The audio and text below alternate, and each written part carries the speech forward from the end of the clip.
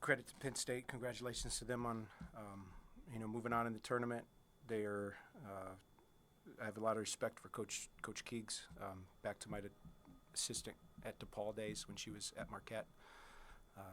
She's done a great job building this roster and obviously overcoming some adversity and injury situations that are unfortunately a part of our business. But I think she's got them playing well and has a chance to go and win this tournament. And best of luck to those guys. And for us, obviously it's miserable when you lose, and it's the last time you get to coach your group when you really enjoy coaching them. And I've had a blast coaching this team. And unfortunately, it wasn't our night tonight. And when it comes to this time of year, there's all the full range of emotions. One locker room's elated, and the other one's devastated. And unfortunately, we were the latter tonight.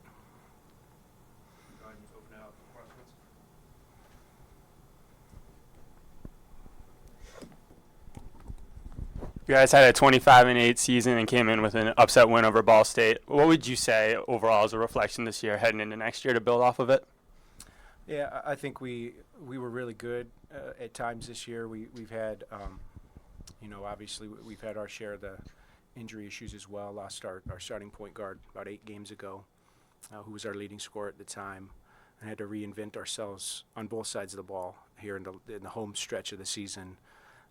But really, really proud of the effort and the leadership of our team. We've got some great veteran players that have played a lot of ball for us, and I thought we leaned on them heavily, and they were really good down the stretch for us. So I know we can build, and they're all back. Blair Schoenwald is the only player on our roster who's going to graduate and go be a doctor. So God bless her. She's awesome. So it stinks that we won't get to coach Blair again, but the rest of the group is able to be back, and we've got a chance to be pretty good next year if we can keep them together. You were able to control the glass in the first half, especially on the offensive end. What changed in the second half? Did Penn State do anything differently? I think it was 19-19 after halftime. Yeah, I think some of that we felt like we could take advantage of some of the rotations and how they were going to defend, that we would have the opportunity to get some glass, and you don't want to miss a bunch of shots to prove it, but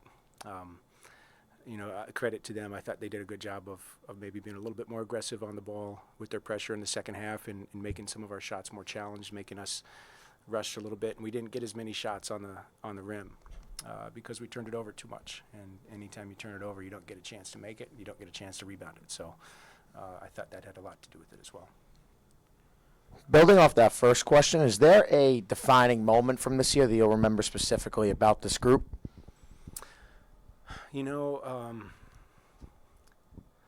It's weird when you think back to coaching a team and you never really prepare for the end of the year speech because you always expect to win.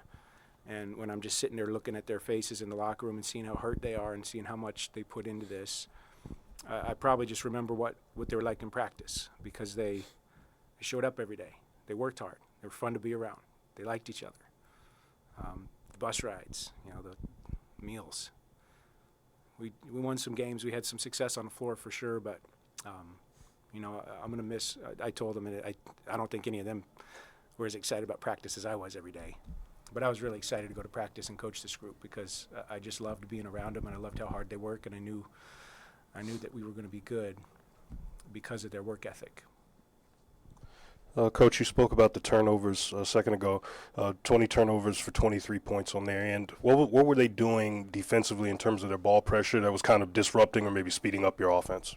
Yeah, I think it's length and athleticism at multiple positions. They did a good job of pressuring I thought we had people open down the floor and we couldn't see it, and some of that's due to their size and their length that gave us some trouble.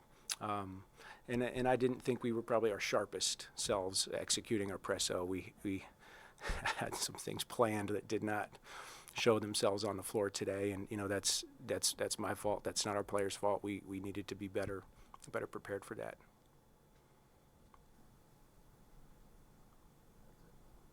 Thank you all. Thank you, guys.